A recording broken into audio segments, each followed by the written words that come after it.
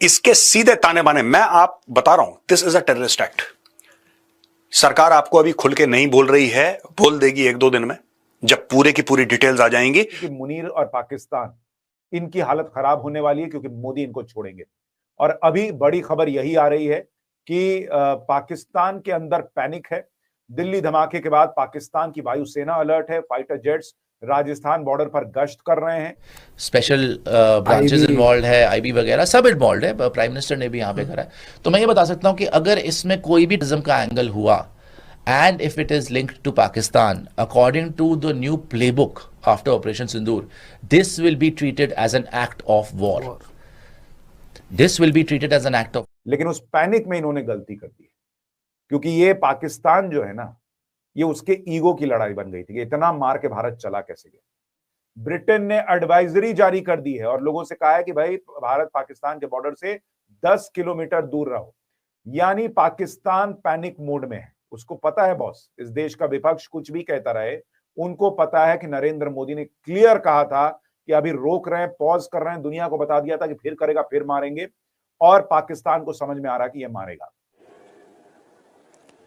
इसके पीछे के षड्यंत्रकारियों को बख्शा नहीं जाएगा। All those responsible will be brought to justice.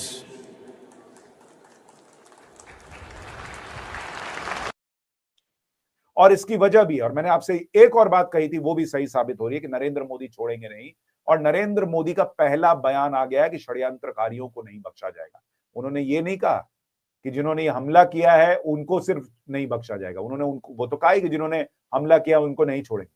प्रधानमंत्री नरेंद्र मोदी ने क्लियर कह दिया है कि षड्यंत्रकारी, यानी जिन्होंने पूरा प्लान किया था, उनको भी नहीं छोड़ेंगे। यानी क्लियर मैसेज है पाकिस्तान को। और ये बात प्रधानमंत्री ने भूटान के दौरे पर वो गए हुए हैं, विदेश की धरती पर खड़े होकर कही है।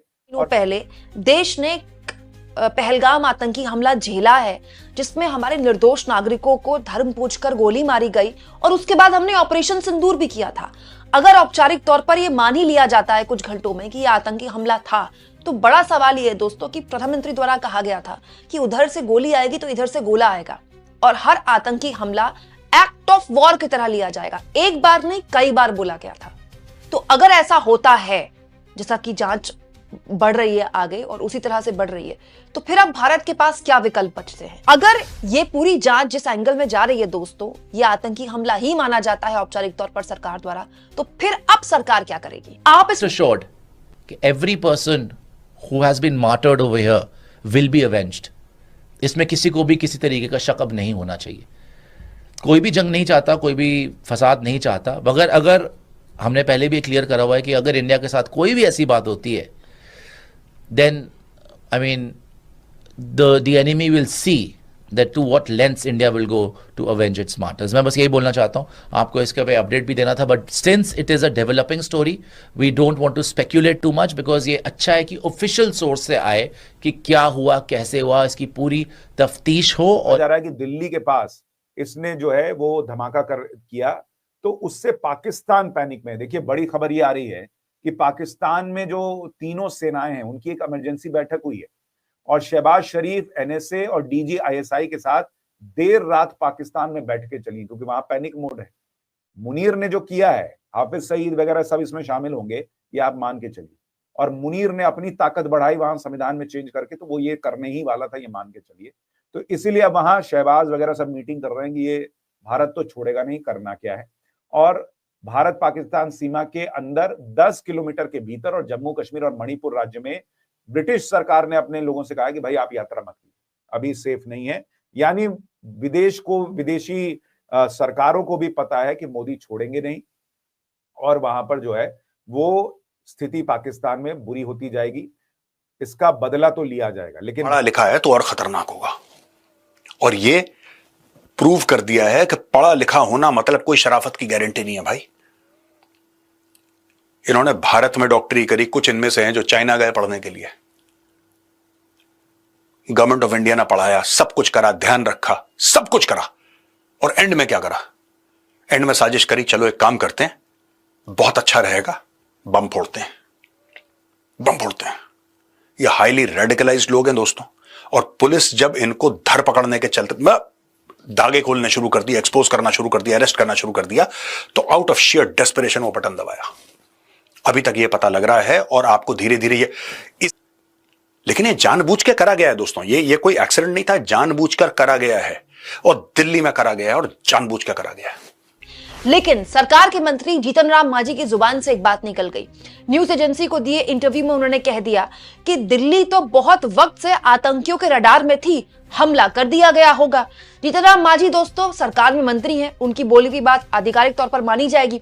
इसके अलावा अब तमाम न्यूज चैनल्स में रिपोर्टिंग भी इसी तरह से हो रही है कि जो लोगों की गिरफ्तारियां हुई हैं और जिन लोगों पर शक है उनके जो तार हैं वो सीधे आतंकियों से जुड़ रहे हैं। दोस्तों इसके अलावा पत्रकार आदित्य राज कौल भी लिखते हैं कि लाल किले में जो हमला हुआ वो ऑफिशियली अब आतंकी हमले की तरह ही उसकी जांच हो रही है। दिल्ली पुलिस ने सेक्शन 16 और सेक्शन 18 के तहत यूएपीए के तहत जो एफआईआर दर्ज की है वो इस बात को साफ तौर पर इशारा करती है। यूएपीए के तहत इन सेक्शंस में तभी एफआईआर दर्ज होती है जब कोई आतंकी लिंक जुड़ा हो। दोस्तों इसके अलावा इसी में सेक्शन 3 और सेक्शन 4 भी जोड़ा गया है। तमाम आर्टिकल्स आप उठा लीजिए किसी भी न्यूज चैनल के, हर जगह आतंकी लिंक ही खोजे जा रहे हैं, जो कि खोजे भी जाने चाहिए। अब आपने बात गौर की, प्रधानमंत्री ने फिर वही कहा, उसी तरीके से कहा जैसे उन्होंने ऑपरेशन सिंदूर के पहले कहा था, अंग्रेजी।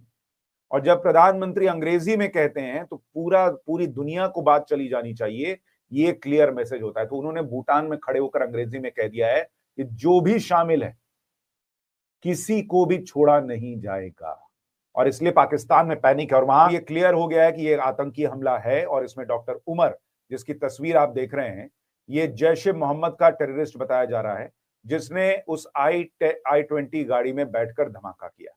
और सोचिए, जो लोग हमारी सुरक्षा एजेंसी पे सवाल उठा रहे हैं, अगर वो फरीदाबाद का मॉड्यूल ना पकड़ा गया होता, अगर गुजरात में वो व्यक्ति ना पकड़ा गया होता, तो इस वक्त देश में क्या हो रहा होता। 20 धमाके और केमिकल वेपन का इस्तेमाल करके लाखों लोग मार दिए गए होते। अब जो जांच आगे बढ़ रही है उसमें ये निकल कर आ रहा है कि पहले डॉक्टर अदील पकड़ा गया। एक तो मुझे ये समझ में नहीं आता, ये लोग इतना पढ़ लिख कर भी अगर टेररिस्ट ही बनना है, लोगों को मारना ही है, तो पढ़ाई पे पैसा क्या खर्चा करते हो माँ बाप का?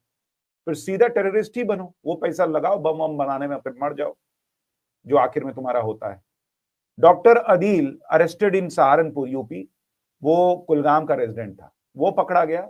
वहां से डॉक्टर मुजम्मिल पकड़ा गया, जिसके पास वो हरियाणा में फरीदाबाद में 350 किलो विस्फोटक मिला। डॉक्टर उमर नबी जो एब्सकॉन्डिंग बताया गया, उसके बाद वही डॉक्टर उमर नबी जो है वो उस I-20 गाड़ी में था जिसने धमाका किया, और जिस कार में ब्लास्ट हुआ वो कार जो है वो आमिर नाम के व्यक्ति की निकली है, जो कि पुलवामा का रहने वाला था, और इससे पहले जो है वो तारिक को बेची गई थी, रेजिडेंट ऑफ पुलवामा डिटेन। यानी ये पूरा कनेक्शन जो है ना वो आपको जुड़ा हुआ दिख रहा है। ये लोग के बारे में मैं आपको कल के वीडियो में बता रहा था कि साइनाइड से 1000 गुना वो खतरनाक होता है। तो वो हवा में, पानी में मिला के लाखों लोगों को ये मारने का प्लान कर रहे थे। हमारी सुरक्षा एजेंसीज को सलाम है जिन्होंने वो सब रोक दिया। अब सवाल ये है कि आतंक का धर्म नहीं होता है, तो भाई ये सुनहरी मस्जिद में क्यों नहीं फटा? ये जाके जो है वो उसी जगह पे कहां पे फटा आपको पता है?